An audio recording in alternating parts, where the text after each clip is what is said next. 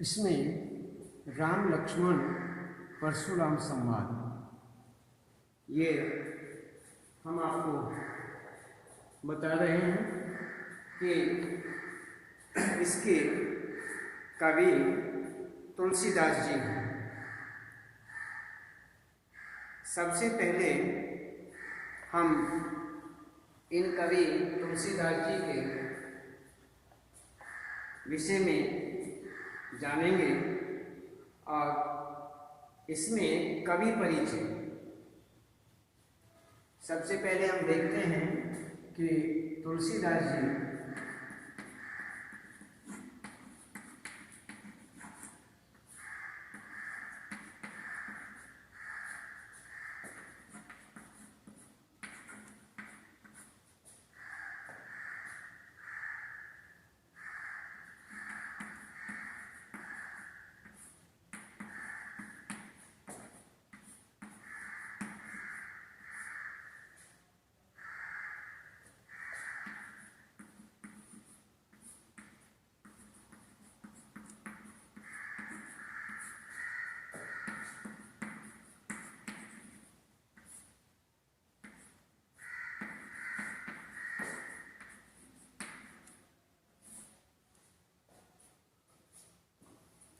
साहित्यिक परिचय।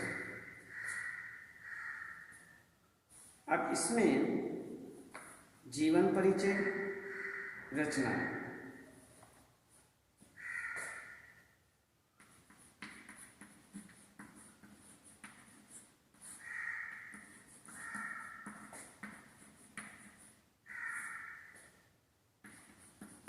जीवन परिचय और रचनाएं।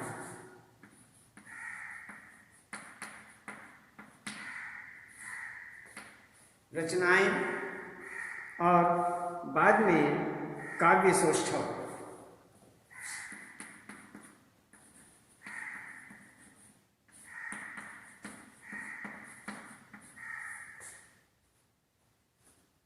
काव्य सौंदर्य।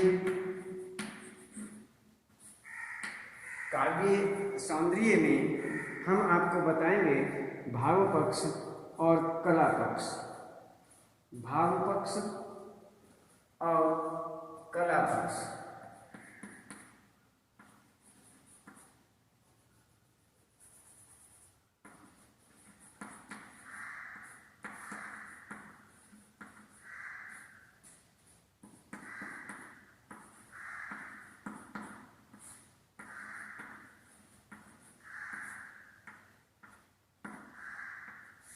भाव पक्ष और कला पक्ष। इसमें उसके बाद हम थोड़ा आपको इसका पाठ सार के विषय में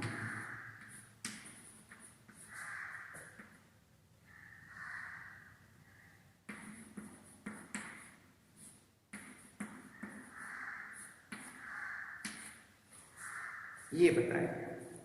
तो सबसे पहले हम देखते हैं कि भक्ति काल की राम भक्ति शाखा। राम भक्ति शाखा के जो प्रमुख कवि हैं गोस्वामी तुलसीदास जी, उनका जन्म उत्तर प्रदेश के बांदा जिले के राजापुर नामक गांव में हुआ था। तो इस प्रकार से राजापुर गांव में उनका जन्म हुआ। तो इसमें कुछ विद्वान इनका जन्म स्थान जो है एटा जिले के सौरों नामक स्थान को भी मानते हैं कि वहाँ पर उनका जन्म हुआ। अलग अलग विचार हैं, अलग अलग मत हैं। तो इनकी माता का नाम हुलसी तथा पिता का नाम आत्माराम था। मूल नक्षत्र में पैदा होने के कारण माता पिता ने इनको त्याग दिया।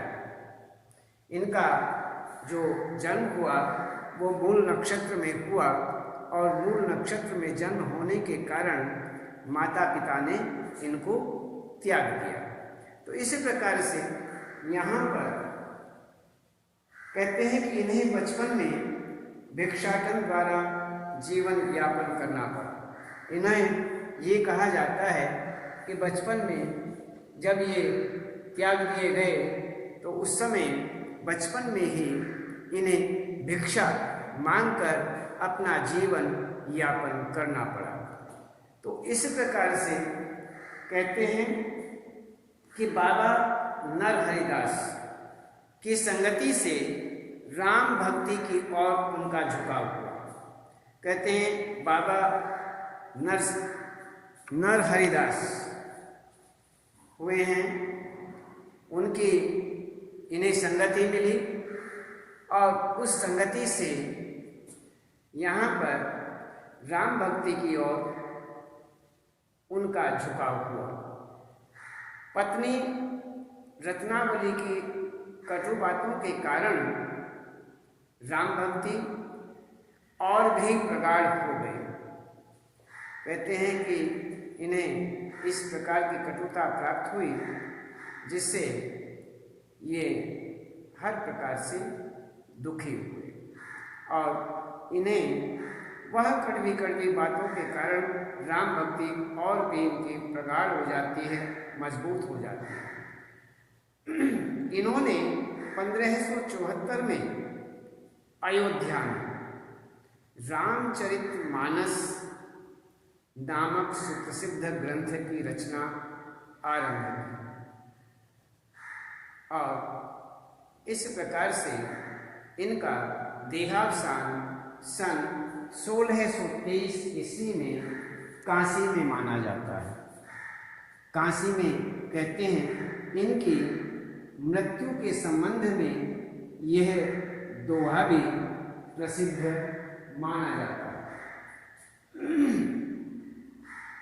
तो संवत 1680 गंग के तीर श्रावण शुक्ला सप्तमी तुलसी तज्जु शरीर, ये दोहा इनकी मृत्यु के संबंध में प्रसिद्ध है। तो यहाँ पर ये आपको एक तो इसमें ऐसा मानते हैं कि इनका देहावसान काशी में हुआ और ये जो दोहा है इनकी मृत्यु के संबंध में प्रसिद्ध है। तो रचनाएं हम देखते हैं कि तुलसीदास द्वारा रचित प्रमुख काव्य ग्रंथ जो हैं वो इस प्रकार से हैं। रामचरितमानस, कवितावली, दोहावली, गीतावली, कृष्ण गीतावली, विनय पत्रिका। इसके अलावा जानकी मंगल, पार्वती मंगल, रामलला नेछु, बरवई रामायण, वैराग्य संदीपनी तथा हनुमान बाहु इनकी रचनाएं हैं। इनमें रामचरितमानस अकेला ऐसा ग्रंथ है, इनमें ये सारे के सारे जो इनकी रचनाएं हैं, इन सभी रचनाओं में रामचरितमानस अकेला ऐसा ग्रंथ माना जाता है जिसने कवि को प्रसिद्धि के चरम शिखर तक पहुंचा दिया। सबसे अधिक यदि किसी की प्रसिद्धि कही जाती है, इनकी प्रसिद्धि कही जाती है, तो वह तुलसीदास जी की जो प्रसिद्धि है वह रामचरितमानस के द्वारा मानी जाती है। इन्होंने इसकी रचना कर पूरे ब्रह्मांड में, संसार में यह प्रसिद्ध हुए। तो काव्य सौंदर्य के विषय में हम देखते हैं कि काव्य सौंदर्य में इन्होंने अपने काव्य को किस प्रकार से रखा। भाव पक्ष और कला पक्ष दोनों को हम बताते हैं कि तुलसीदास जी के संपूर्ण काव्य में राम के प्रति समर्पित भावना की अभिव्यक्ति हुई है। कहते हैं कि जितना भी उनका ये साहित्य है, जितना भी काव्य है, अर्थात संपूर्ण काव्य, तुलसीदास जी का जो संपूर्ण काव्य है उसमें राम के प्रति समर्पण भावना अभिव्यक्त होती है। उनका जो भाव है वो क्षेत्र अत्यंत व्यापक है। भाव क्षेत्र जो है वो बड़ा ही विस्तृत है, अत्यंत व्यापक माना जाता है। लोक मंगल की भावना उनके काव्य का सर्वाधिक सशक्त तथा प्रभावी पक्ष है। लोक मंगल की जो भावना है उसके काव्य का सर्वाधिक, सबसे अधिक सशक्त तथा प्रभावी पक्ष माना जाता है। उनके काव्य में धार्मिक, सांस्कृतिक और सामाजिक दृष्टि की व्यापकता है। लोक जीवन का सरल तथा प्रभावी तथा इसमें लोक जीवन का सरल तथा सहज चित्रण जैसा तुलसी के काव्य में है वैसा अन्यत्र देखने को नहीं मिलता। जैसा तुलसी के काव्य में है ऐसा अन्यत्र देखने को नहीं मिलता है। तो इस तरह से यहाँ पर ये देखा गया है कि लोक जीवन का सरल तथा सहज चित्रण जैसा तुलसी के काव्य में मिलता है वैसा अन्यत्र देखने को कहीं भी, किसी भी साहित्य में, किसी भी काव्य में नहीं मिलता, ये माना गया। तो इस प्रकार से यहाँ पर हम देखते हैं ये हुआ हमारा एक तरह से भाव पक्ष।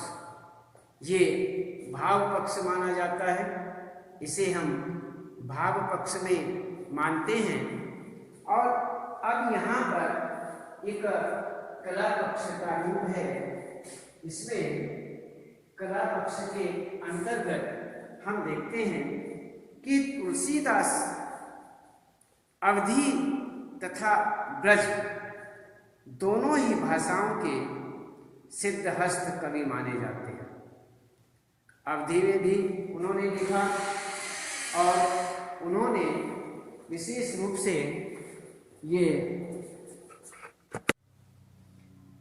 इसमें हम आपको कला पक्ष के विषय में बता रहे थे कि काव्य सौंदर्य के अंतर्गत ये भाव पक्ष और कला पक्ष, कला पक्ष के अंतर्गत तुलसीदास जी जो हैं अवधी तथा ब्रज दोनों की भाषाओं के सिद्धहस्त माने जाते हैं। सिद्धहस्त अर्थात इन्होंने इन दोनों अवधी में और ब्रज में दोनों भाषाओं में इन्होंने लिखा। उनके काव्य ग्रंथ, प्रबंध तथा मुक्तक दोनों ही रूपों में है। उन्होंने चौपाई, दोहा, सोरठा, हरिगीतिका, कवित्व, पद आदि छंदों को रचना का आधार बनाया। उनकी काव्य रचनाओं में एक और जहां शांत श्रृंगार, वीर हास्य, करुण, रौद्र एवं वात्सल्य रसों का परिपाक है, वहीं दूसरी ओर अनुप्रास, यमक, उपमा, रूपक, उत्प्रेक्षा और दृष्टांत जैसे अलंकारों का स्वाभाविक प्रयोग है। तो यहाँ पर हमने आपको बताया कि जीवन, इनका संक्षिप्त जीवन परिचय, और जीवन परिचय के अंतर्गत फिर जीवन परिचय और रचनाएं, और रचनाओं के बाद में इनके काव्य सौंदर्य। काव्य सौंदर्यता का दो पक्ष माने जाते हैं, दो भाग हैं, एक भाव पक्ष और एक कला पक्ष। इन दोनों के विषय में आपको बताया। तो यहाँ पर पाठ का सार, अब हम आपको इस पाठ के सार के विषय में बताते हैं कि राम लक्ष्मण परशुराम संवाद। ये राम लक्ष्मण परशुराम संवाद नामक जो ये पाठ है, ये तुलसीदास जी द्वारा रचित महाकाव्य रामचरितमानस में संकलित है। यहाँ पर जो ये राम लक्ष्मण परशुराम संवाद पाठ दिया गया है, ये रामचरितमानस में रचित है। वहाँ से ही ये अंश लिया गया है, और ये तुलसीदास जी के द्वारा, ये तो हो ही गया है कि तुलसीदास जी के द्वारा लिखित है। इस अंश में सीता स्वयंवर के अवसर पर धनुष भंग होने के कारण, स्वयंवर के अवसर पर सीता का जब स्वयंवर हो रहा था, उस समय, उस अवसर पर धनुष टूट जाने के कारण, धनुष भंग होने के कारण यहाँ पर क्रोधित परशुराम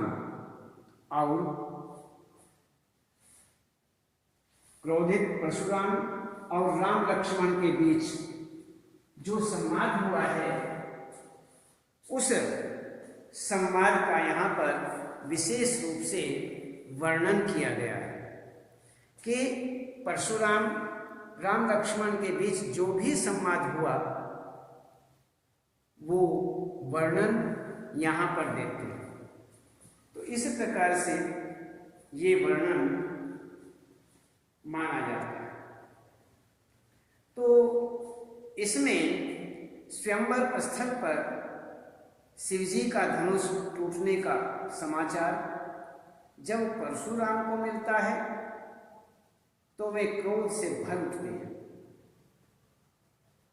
और स्वयंवर स्थल पर पहुंचकर धनुष भंग करने वाले को ललकारने लगते हैं।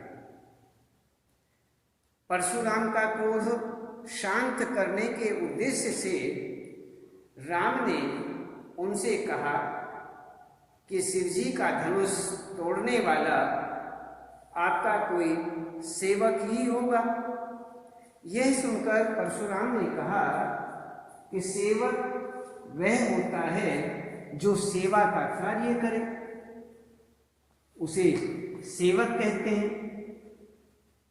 शिव धनुष तोड़ने वाले ने तो दुश्मन का कार्य किया है, उन्होंने शिव धनुष तोड़ा है, इसलिए वह कार्य दुश्मनी का कार्य माना जाता है। जिसने भी इस धनुष को तोड़ा वह अलग निकल आए, सभा से अलग हो जाए, अन्यथा सभी राजा मारे जाएंगे। इस प्रकार परशुराम जी ने आकर के कहा। तो परशुराम का यह बड़बोलापन सुन लक्ष्मण ने व्यंग पूर्वक कहा कि बचपन में मैंने बहुत सी धनुइयां तोड़ी, तब तो आपने ऐसा क्रोध नहीं किया। यह धनुष तो बहुत ही पुराना तथा जीर्ण शीर्ण अवस्था में था, जो छूते ही टूट गया। इसमें तोड़ने वाले का कोई हाथ नहीं, तोड़ने वाले का कोई दोष नहीं है। स्पर्श किया, टूट गया। क्यों? पुराना था, जीर्ण शीर्ण हो चुका था, काफी कमजोर हो चुका था, इसलिए ये छूते ही टूट गया। इसमें श्री राम का कोई दोष नहीं है। कहते हैं कि श्री राम जो हैं उनका इसमें क्या दोष? स्पर्श किया, यह टूट गया। यह सुन परशुराम का क्रोध और भी बढ़ गया। वे बोले, तुझे बालक समझ में तेरा वध नहीं कर रहा हूं, तू मुझे मूर्ख मुनि समझ रहा है। मैं धरती से क्षत्रियों का नाशक तथा बाल ब्रह्मचारी हूं। मेरा यह फरसा बड़ा ही कठोर है। इससे मैंने क्षत्रियों का नाश किया तथा सहस्र बाहु की भुजाओं को काट डाला। अब तू इससे डर। यह सुन लक्ष्मण ने परशुराम को अपमानित करते हुए कहा, आप मुझे कमजोर समझने की भूल न करें। आप जो हैं मुझे कमजोर समझने का प्रयास कर रहे हैं। कमजोर समझने की मुझे भूल न करें। आपको ब्राह्मण समझकर मैं हाथ नहीं उठा रहा हूं। आप ब्राह्मण हैं इसलिए मैं हाथ नहीं उठा पा रहा। आप मुझे कमजोर न समझें। इस प्रकार से वैसे भी हमारे कुल में देवता, ईश्वर, भक्त, ब्राह्मण और गाय पर वीरता नहीं दिखाई जाती है। स्वयं को अपमानित होता देख परशुराम ने विश्वामित्र से कहा, मंदबुद्धि और सूर्य वंश पर कलंक यह बालक वध करने को से। यह देख विश्वामित्र ने उनसे कहा, ऋषि मुनि, हे श्रेष्ठ मुनि, बच्चों के दोषों की गणना नहीं करते। जो ऋषि मुनि होते हैं वह बच्चे दोष करते रहते हैं, दोषों की गणना नहीं करते। यह सुन परशुराम ने कहा, इस बालक को मैं केवल आपके शील के कारण छोड़ दे रहा हूं, अन्यथा इसका वध गुरु ऋण से मुक्त हो जाता। वध करके मैं गुरु का जो मेरे ऊपर ऋण है उससे मैं मुक्त हो जाता। लक्ष्मण भी कहाँ चुप रहने वाले थे। उन्होंने परशुराम से कहा, माता पिता का ऋण आपने अच्छी तरह चुका दिया, गुरु ऋण शेष है जिसके लिए आप चिंतित दिखते हैं। इतने समय में तो ब्याज भी बहुत बढ़ गया होगा। इसमें आप गणना करने वाले को बुला लीजिए, मैं थैली खोल करके सारा ऋण चुका दूंगा। ऐसे कटु वचन सुनकर के परशुराम ने लक्ष्मण को मारने के लिए, उसी समय परशुराम ने लक्ष्मण को मारने के लिए अपना फरसा उठा लिया, जिससे सभा में हाहाकार मच गया। यह देख करके श्री राम ने क्रोध की प्रज्वलित अग्नि शांत करने के लिए शीतल जल के समान शांत करने वाले वचन कहे, जिससे परशुराम का क्रोध शांत हो गया। तो इस प्रकार से यहाँ पर हर तरह से ये परशुराम राम लक्ष्मण संवाद जो है यहाँ पर दिखाया गया है, वर्णन किया गया है। और इसमें विशेष रूप से यहाँ पर सीता स्वयंवर के समय जब श्री राम जी ने धनुष पर प्रत्यंचा चढ़ाने का प्रयास किया तो वह भंग हो जाता है और उसके बाद परशुराम वहाँ आते हैं और इस प्रकार का संवाद होता है।